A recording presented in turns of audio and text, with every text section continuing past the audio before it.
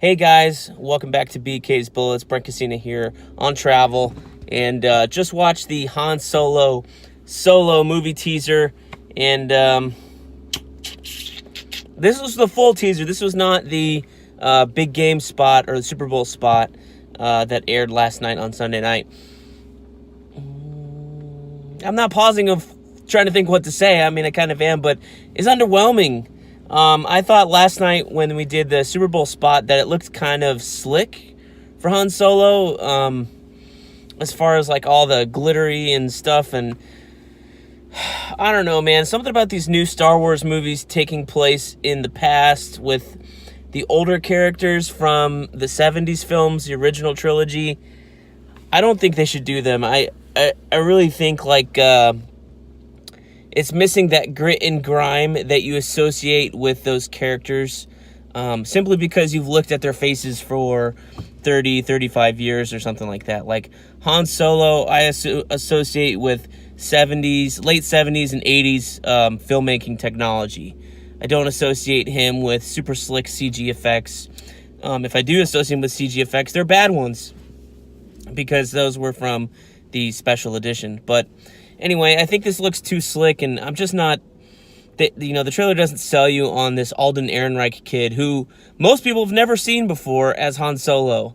So I don't really know. I feel like it seems like everybody kind of feels like they miscast him, and with the entire thing of the film having needed to be have substantial reshoots because Kathleen Kennedy fired the directors who did 21 Jump Street and the Lego movie. I forget their names. They're also doing the upcoming Into the Spider-Verse movie for Sony, the Spider-Man one with Miles Morales. It kind of feels like this movie's going to be a poorly, it's going to look good because it's got the Star Wars money behind it. It's certainly going to look good. Ron Howard is certainly a capable filmmaker. I like some of his films. I like the Da Vinci Code stuff he's done. Master and Commander, did he do that one? That was really good. I don't know if that was him, actually. And then Rush was a really good movie that Ron Howard did. And we can't forget Apollo 13. We got to give him credit for that.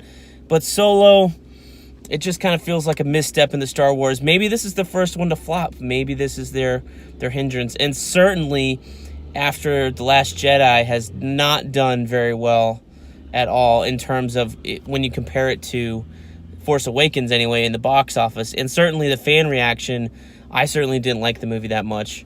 I think this is going to be a do or die moment for Star Wars.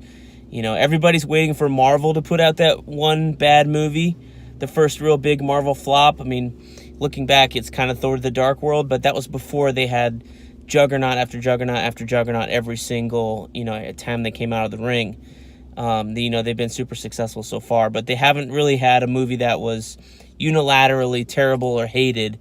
And this might be that for Star Wars, which is sad because it's so soon for Star Wars under Disney coming out of the gate, So, all in all, I think if they're going to make original trilogy era films, keep the original characters out of it.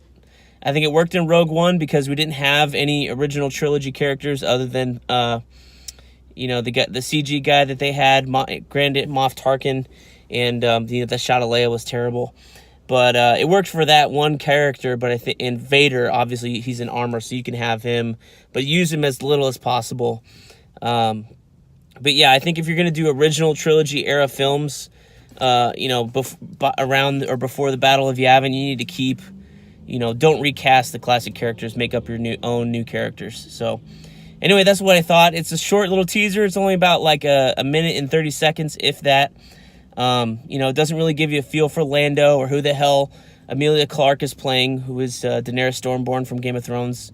I love her as an actress. She's really great in she did like a romantic comedy a few years ago that was really, really good, and actually sad, but it was a really great movie. You should go check it out. But she wasn't very good in Terminator Genesis either, so I'm kind of interested to see what kind of performance she's going to turn in here. But anyway, I'm getting long-winded, so you guys go watch the trailer. Let me know what you think, and I will see you guys later on in the funny pages. Bye-bye.